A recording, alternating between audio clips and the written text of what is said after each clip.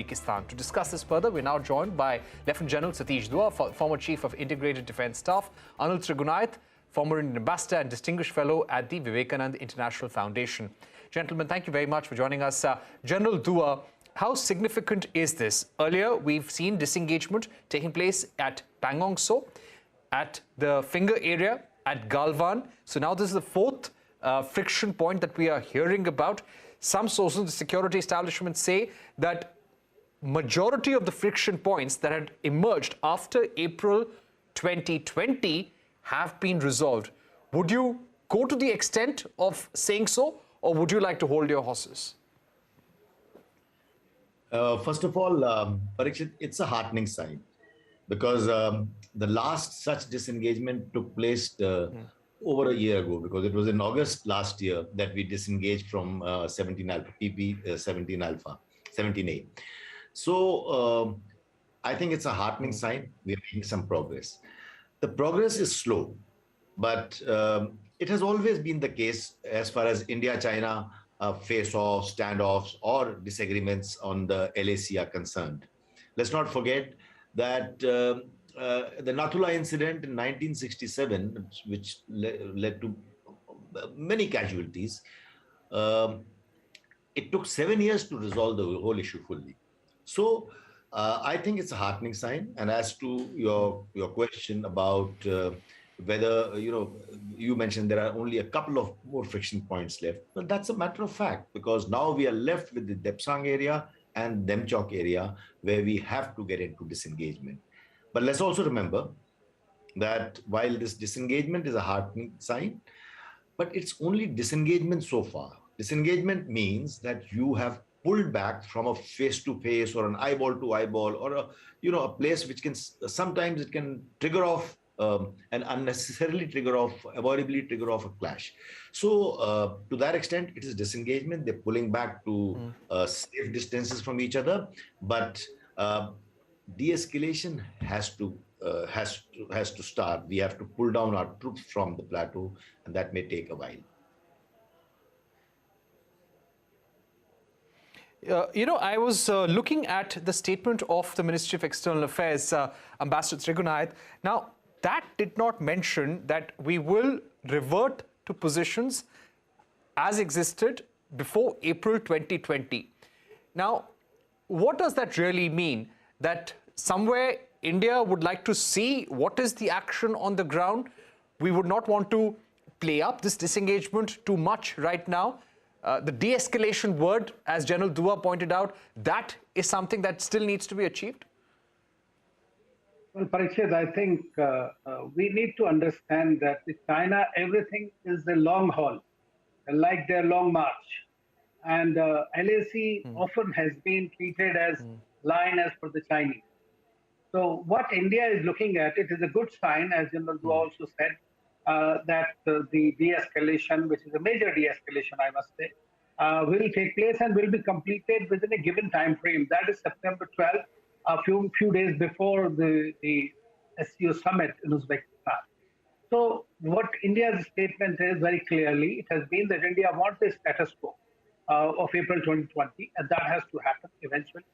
But it wants a phased, coordinated, and in a verified manner, this withdrawal before the actual de-escalation really takes place. So currently it is happening, the disengagement, as is the fourth branch of it. But why is China doing now? Is obviously, one thing is that with the Chinese, everything goes. There are domestic issues in China, as you know. Today they are playing up on their mind. The CPC meeting is coming up where Xi Jinping might be once again coronated for another term of a lifetime. So that is what he's looking at. He does not want more friction points. Already with the US, there is the escalation which is taking place. There is a problem with them in their domestic sector, in the economy is under stress. So obviously for the Chinese, there are certain possibilities they don't want to open yet another front. And so that's why they are looking at it. SCO is a China-centric organization. If you know, it was Shanghai 5 and it's based out of Shanghai, and they want that if something has to be moved into the SCO format as well, India has to be on board. And when the two leaders of the two most important countries in this region are present there and planning to meet and going to be face to face. And you know that just before the BRICS summit, we had the visit of the Chinese Foreign Minister Wang Yi, which just with an unannounced visit that took place. So even at that time, they were hoping that if there is a face-to-face meeting and a visit, fortunately, this was a virtual summit. So now there's going to be a face-to-face meeting. Some results have to be shown. And for India, has very clearly, as Prime Minister Modi earlier has said, the sovereignty is supreme for us.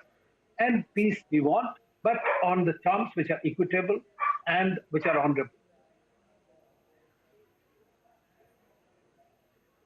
Right. So you're saying that this has taken place at the instance of both leaders in order to show some sort of deliverables, some sort of reason to their respective countries as to why this meeting is taking place. Without this disengagement at Gogra-Hot Springs, it would have been difficult to justify this meeting. Is that what you're saying, Ambassador Trigunayat? Well, obviously, I mean, otherwise there was no reason to talk. I mean, bilaterally, there is nothing to talk if you have the problem on the border. So India has been maintaining that China has to indulge in the status quo and revert to that, which they have been doing. And there is always an incremental way that has happened. Now, after 16 meetings, we are seeing the fourth de-escalation. I think that this is one thing. I mean, otherwise, there was absolutely no reason for us to talk. There is nothing else to talk if there is a problem that goes ahead the way it has been going on the borders.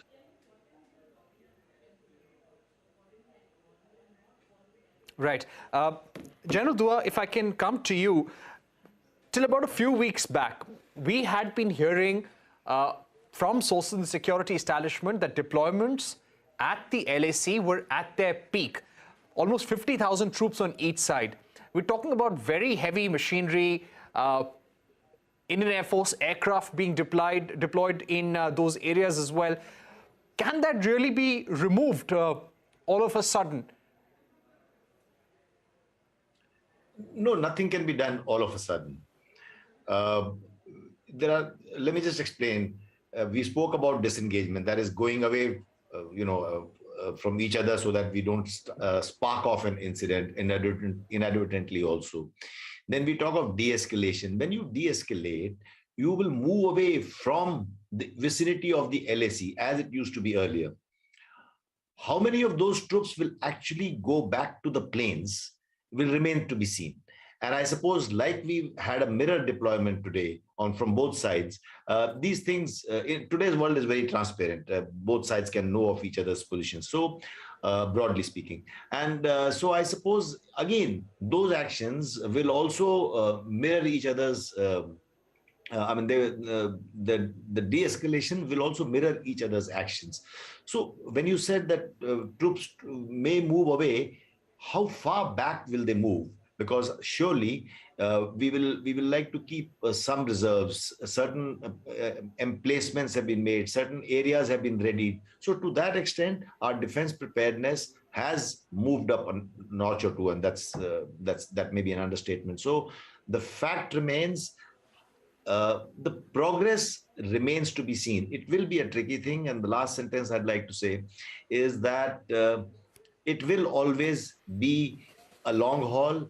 And I gave you an example of 1967. And here also, we must be patient. All of us put together will have to be patient. Right. The situation at the border will be guided by the political consensus between the leaders, between Prime Minister Modi and President Xi. The political relationship will guide the military tensions on the border. Do you feel that India would continue keeping up its guard at the LAC, considering what has happened in Galwan? The preparedness vis-a-vis China along Ladakh, along Arunachal, is not going to change now. I'll put it this way, that we never let our guard down, whether it is LAC or LOC. Border guarding and border management are two different things. So we don't let our guard down. And even in the spirit of cooperation and de-escalation, the guard will never be lowered.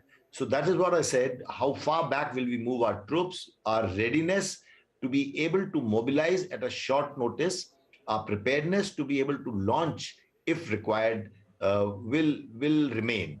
And to that extent, in this last 2 years in the standoff, our infrastructure and our readiness posture have only improved. Right. General Dua, Ambassador Trigunai, thank you very much for joining us on this segment on India-China LAC tensions and what does this disengagement at Gogra-Hot Springs mean before a possible meeting of Prime Minister Modi and President Xi Jinping at the SCO summit. Thank you for joining us and goodbye.